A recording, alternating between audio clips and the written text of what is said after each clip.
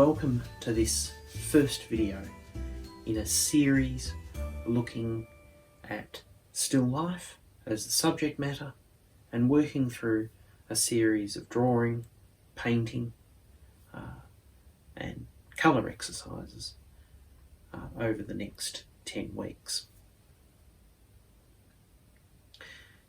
To begin with, this week we're going to just start with some very basic drawing exercises that I have introduced to some of you before in either the classroom or in previous videos. And these are simple exercises that I think are a good way of starting us all off. Principally, we're going to look at the blind contour and the massed drawing and the approach to the massed drawing that I show you. This term, as I said before, is we're using still life as our subject matter. It's subject matter that is easily found, and it's drawing, it's observing those things that surround us on a either day-to-day level or things that we choose to surround ourselves with.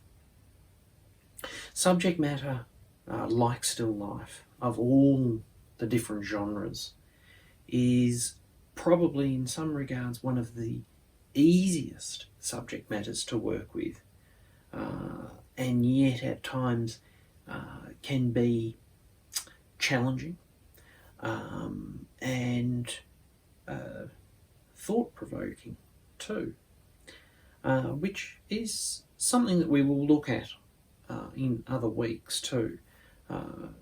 Principally the different aspects of how still life has been used as a genre historically. But in terms of a place of starting and learning to paint, to draw, still life subject matter is a good one to work with, simply because of the static nature of it. Things are not going to dramatically change. Lighting, if you set yourself up correctly, will remain the same. The subject matter itself won't move. So that you then have plenty of time to get to grips with what's there in front of you and to observe and to digest what you're seeing.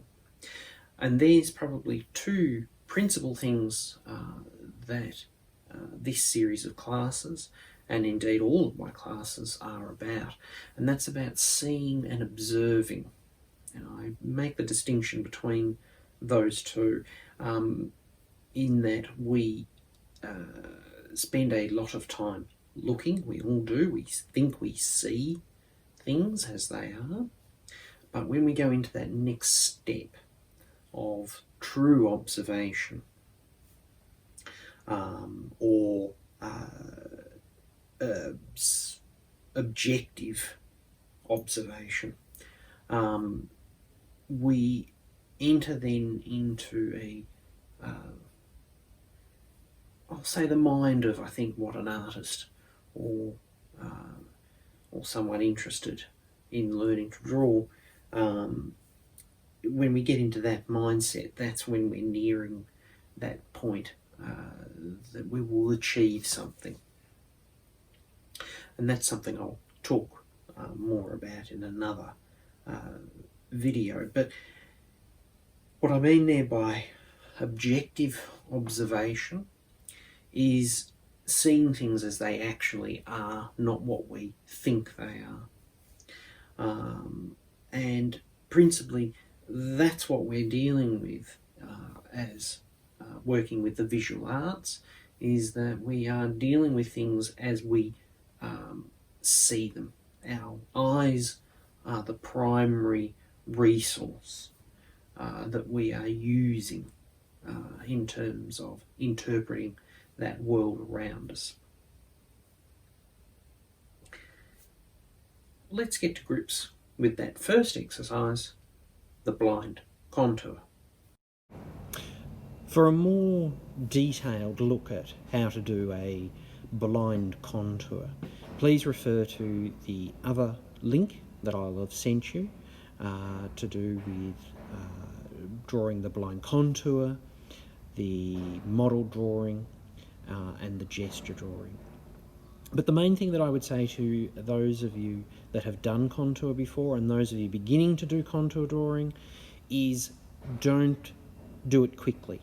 Take your time, and particularly for this exercise, attempt to do like what you can see here, examples using more than one object, and joining them, have them sitting beside one another, and see how they become one contour. For the exercise in massing, we want to be doing nice, even shading. Now, normally when we're taught how to shade, we tend to just do a mark that goes backwards and forwards like that across the page. If you do that kind of mark, a couple of things can happen. A common thing that starts to happen, and you may be able just to see it there, is that here at the ends become darker than it is here in the middle. And that's just usually because of our zigzag motion, is that these lines are closer together and this area further apart. But in general, it's also, as you can see here, much harder to maintain an evenness from one stroke to the next. So the way that we then get a nice, even massed mark is that we do all our strokes in one direction like that. And if you work like that, and unfortunately I sometimes make this look far too easy, but I've been doing this a long time, is that you're able to have a lot more control and get an evenness to what you're doing. It doesn't look stripy. Now, I'm not pressing hard, I'm just touching the surface. Now, if I want this to get even darker, is then to change the direction. And this is the other aspect of this exercise, or using this method, is it doesn't matter about the direction that you go. But if you're wanting to get this darker, is stick with the same pencil to begin with, and then I'm just going to make the same marks, same weight over the top, and you can start to see that that's getting a little bit darker there now where the two layers of graphite are crossing. And you can keep doing that and keep doing that until a point that it just won't go any darker. And that's where maybe you would then change to another pencil, to a darker pencil than what we do here. This is a 2B, so you'd probably then go up to a 4B, for instance. But you can see there, hopefully, that that has a nice, beautiful evenness to it.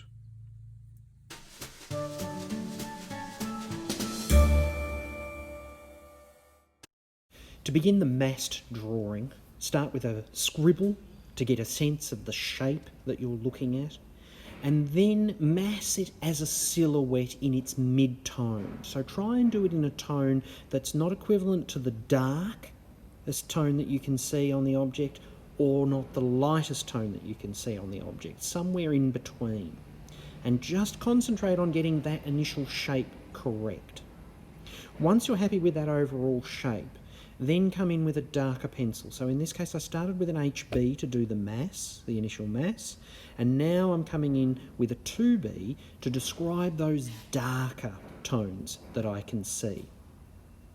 Then lifting with a kneadable eraser take out the areas of light, trying to maintain 3 distinct tones. If you feel more confident or have done an exercise like this before, try and do it with more than one object. When you're doing it with more than one object, these initial masses of the large areas, look for things that are similar. So the white jug and the white bowl had a similar mid-tone, so I massed them together as one shape. The little vessel off to the right was slightly darker in tone, so its mid-tone was massed differently, slightly darker. But then follow through with that same principles of then applying darks and taking out the lights. You could also try this exercise again by changing the tone of one of the objects. So for instance, this would be a different exercise in that I would deal with the jug and the bowl separately. If you want to have a go of this exercise with colour, please do. Just be aware to not only look for the mid-tone of each individual object, so that's the tone that falls between the lightest and the darkest tone that you can see, but then also mass them in the mid-colour as well, we could say. This mid-colour is commonly called the local colour, and you find that local colour in that area just sort of in between where the light and the dark meet, and mass each of the individual shapes that you can see in that colour and that tone. As always, good luck with these exercises. If you have any questions, please don't hesitate to contact me, and I'll see you very soon.